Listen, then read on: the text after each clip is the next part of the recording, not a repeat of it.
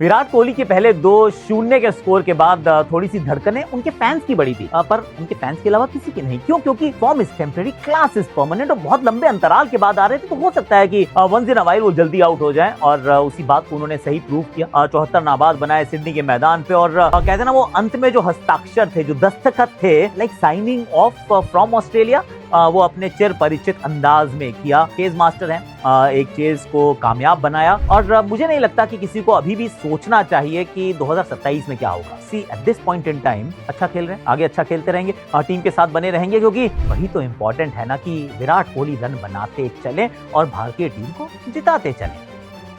देखिए, पीसीबी का तो ये है कि सिलेक्शन जो है, जो उनके निर्णय हैं, कई बार लगता है it's a game of musical chairs. के पीछे बहुत ज्यादा रैशनल को ढूंढना मुश्किल हुआ है पिछले कुछ समय से। वो शान मसूद को बनाया, फिर तीनों मैचेस के अंदर आपने तीनों फॉर्मेट्स में अलग अलग कप्तान भी बना दिए, इनफैक्ट एडवाइजरी रोल तक दे दिया शान मसूद को। मतलब कहाँ वो टीम में अपनी जगह ढूंढ रहे थे, उसके बाद कप्तान के साथ और elevation with a bigger role. तो पाकिस्तान का कहना बहुत कि किस दिशा में जाते हैं, क्यों जाते हैं। बाबर आजम वापस तो आए हैं, हो सकता है वो एशिया कप में जो ड्रबिंग हुई, जिसके अंदर बल्लेबाज रन ही नहीं बना पा रहे थे, 140 रन बनाने के मोहताज थी ये टीम, तो ऐसे में लगा होगा कि यार वो तो फिर 120 के स्ट्राइक रेट वाला ही खिलाड़ी अच्छा है, कम से कम कंसिस्टेंटली रन तो बनाता है, क्योंकि उनकी जगह हमने जिनको खिलाया वो तो कंसिस्टेंट भी नहीं है और ज्यादा तेज भी नहीं है। तो आई थिंक ये वजह हो सकती है, पर कितनी देर तक इस निर्णय के साथ जुड़े रहेंगे, knowing PCB, I am not very optimistic. और आई थिंक जो मेरे सेंटिमेंट्स हैं वो अक्रॉस द बॉर्डर एको भी होते होंगे, क्योंकि consistency is not the thing जिसके लिए आप पीसीबी को जानते हैं।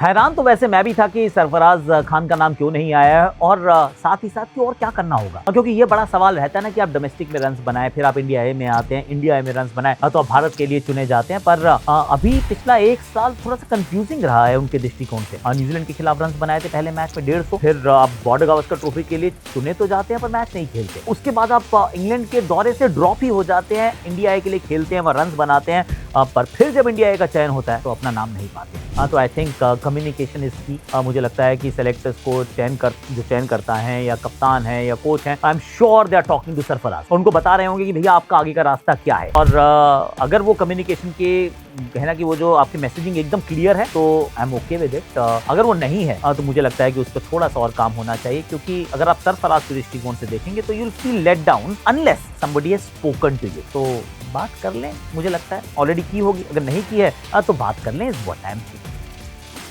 बहुत डिसअपॉइंटिंग है कि एक के बाद एक मुकाबले होते हैं और बारिश की भेंट चढ़ जाते हैं।